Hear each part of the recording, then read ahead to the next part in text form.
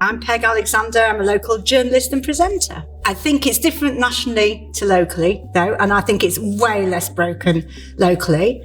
And I think there are lots of things that are happening that are really good. So it's not all doom and gloom. I think there are some really positive changes that are happening. But fundamentally, I think nationally, when we think about broadcast news and current affairs, it's really problematic. It's too Westminster based. It's too male. I don't think it's able to deal with the nuances of politics that are around at the moment. And a big part of that is because it's so Westminster based.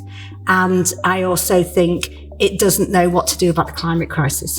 Some really fab stuff that's happening at the moment. And clearly podcasts and some of the stuff that's happening on social media is part of that really fab emergence of different voices and different views and different perspectives.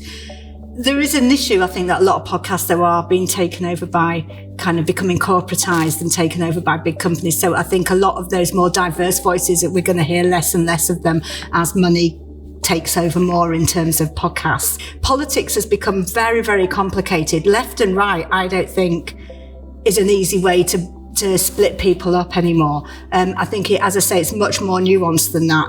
And I don't think the media totally kind of understands that when it's trying to analyse why have people voted the way they've voted, why is politics the way it is at the moment, why are public opinion the way it is. I don't think they're understanding that it's not as simple as left or right. And I think if you take the reaction to what's happened with the so-called red wall, I think that's really interesting, because actually that isn't a clear left or right thing. It's very nuanced. It's very complicated. And there hasn't really, I don't think, been analysis of why people who are voting Conservative but at the same time as calling for renationalisation of the railways, calling for better employment rights, calling for those things that traditionally are seen as Labour positions, but are voting in a different way with that. And I think that's because that clear idea of if you support Labour, you're left, and if you support the Conservatives, you're right, has gone. But if you look at the newspapers, we're still not getting diversity of thought, are we? In terms of who owns the newspapers and what political slant they're putting on stuff. Yes, we have GB News now, and we have LBC, which to a certain extent are kind of challenging the Ofcom guidelines around impartiality.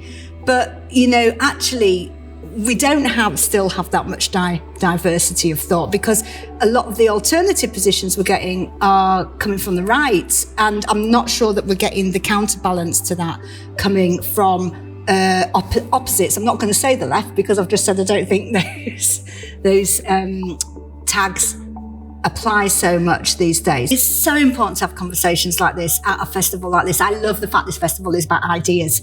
I love the fact it's making us look at things in a different way and look at different perspectives and think about things. And, we have to hear those diverse voices. Twitter, it's maybe easy for me to say this because I am not a Twitter fan, right? I'm on Twitter because I have to be for my work, but I am not a Twitter fan because I do think it's a small group of people talking to each other. And I think part of the problem is that in some areas we started to think that Twitter is the world, and it's not the world. It's really important that we actually start to discuss these things in person and we hear those different views. And I'm really glad that tonight we have got such different views, and I'm really glad that it's not just for men from the Westminster bubble talking about it.